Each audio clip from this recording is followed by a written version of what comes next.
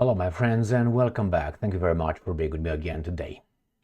I was right again, and it was not hard.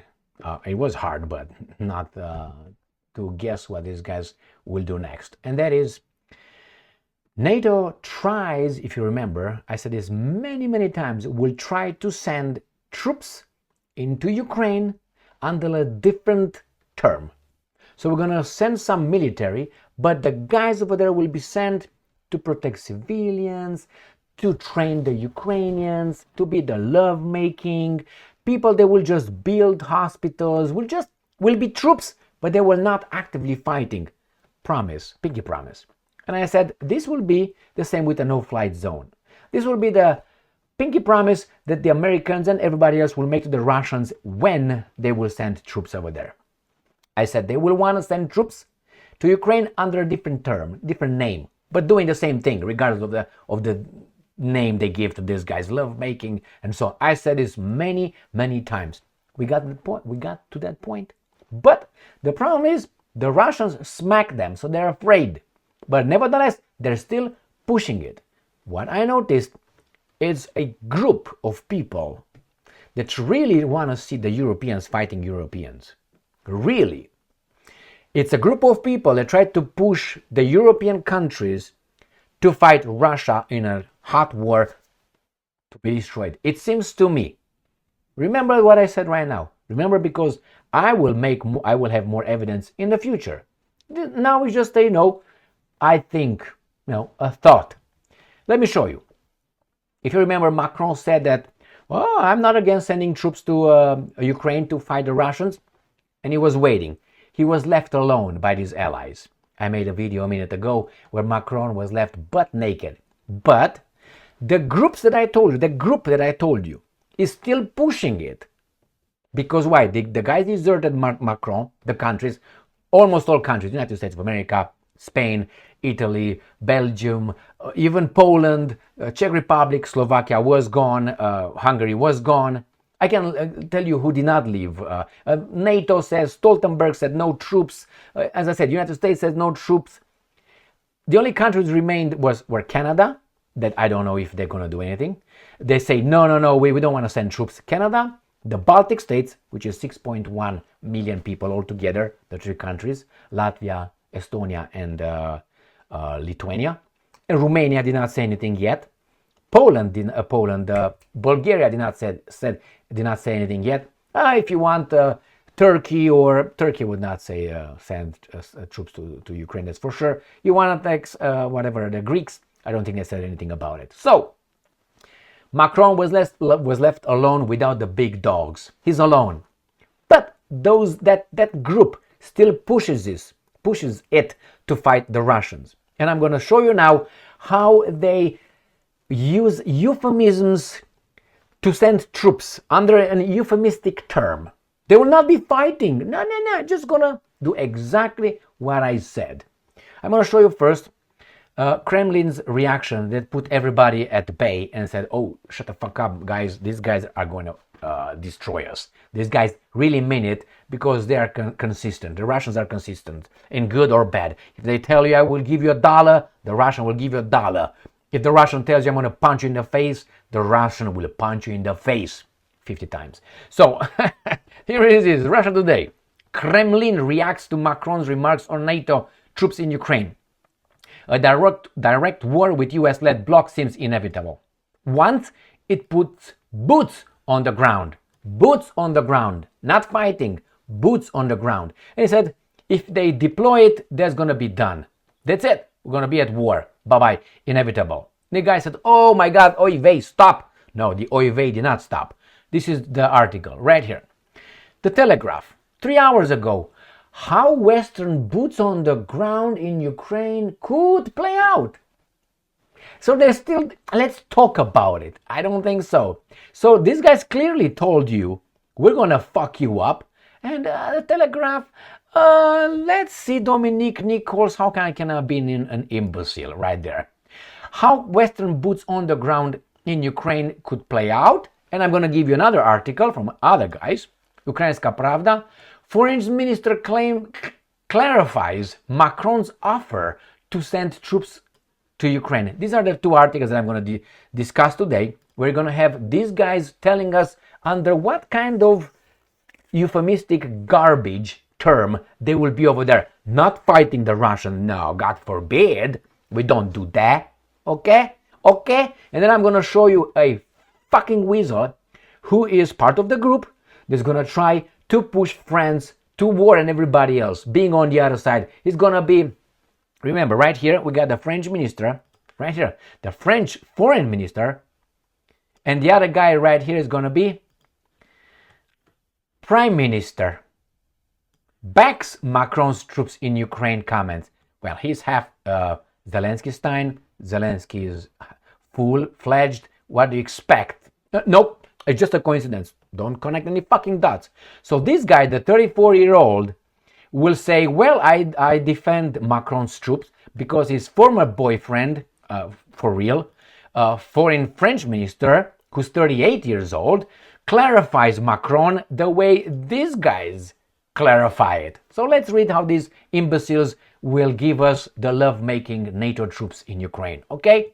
Okay. NATO allies swiftly closed ranks when Emmanuel Macron said what you are really not supposed to say. They didn't close ranks, they left him, butt naked.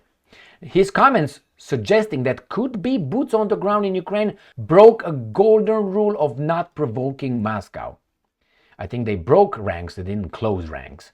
The remarks triggered a predictable row about escalation, but troops in Ukraine don't have to trigger a nuclear conflict.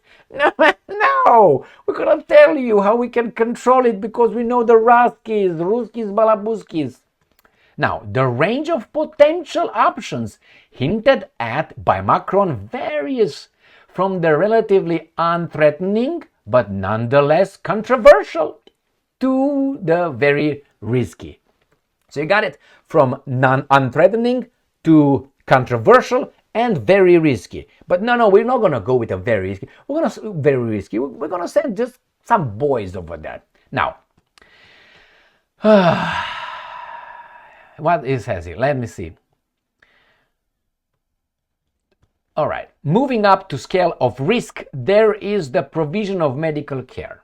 So they want to send military hospitals over there.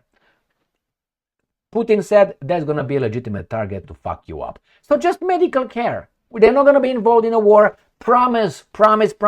No inch eastward by NATO. Promise, man. Word. My word.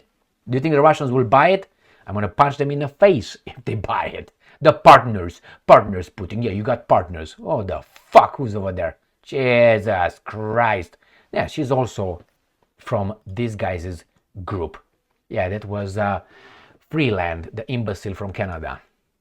Now it says, Médecins Sans Frontières, Doctor Without Borders, a non-governmental organization of French origin, is able to work in Ukraine, but military field hospital could be deemed by Russian troops as potential targets. Got that? That's the first one. Next one. At the high end of the risk register are uniformed NATO trainers, loving makers, or maintainers working inside Ukraine. Okay, that's the second one. And the last one is, if uniformed personnel were deemed too provocative, how about Western organized band of military veterans? Instead of the ad hoc offers of help today from individuals. Of course, these individuals would be said to be direct participants in hostilities, a legal term meaning they relinquish their rights as civilians to protection. But what care does Russia give to avoiding civilian casualties anyway? All right, my friends, you got it? These are the guys that they said they will do. The trainers, the first were the medics. The second one was the trainers, right? And the guys who repair tanks and so on. And the third one, guys that were retired, which the Russians can never be able to figure out who's who, what's what. You know. Now that's the first article. Let's go to the second article, which is clearer than this one, with the French foreign minister, the 38-year-old, who's not this guy, Zelensky Stein. Okay. French Foreign Minister clarifies. Okay, let's clarify. French Foreign Minister Stéphane Séjourne has explained that Western troops would not take part in hostilities. Man, you got my word? You got my word, Putin? Please, please? All right. If they were to depart for Ukraine, as Emmanuel Macron previously suggested, so will not participate. No, no. The French foreign minister stated during a debate in parliament that Paris must consider further actions that would help Ukraine. And I'm quoting Séjourne. We must consider new actions to support Ukraine. This must respond to very specific needs. I'm thinking in particular of mine clearance, cyber defense, the production of weapons on site, on Ukrainian territory. Some of its actions could require the presence on Ukrainian territory without crossing the threshold of fighting. Guerre. They want to go to guerre. Nothing should be ruled out. This was and still is the position today of the President of the Republic, Monsieur President Macron. So you got it? They will not be involved. They promise. And they've been doing it anyway.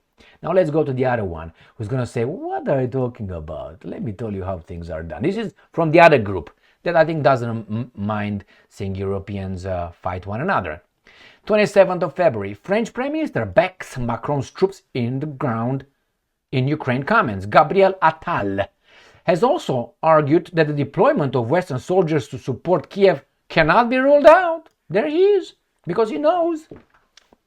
I don't think he knows how to change his underwear daily, but anyway, it's whatever.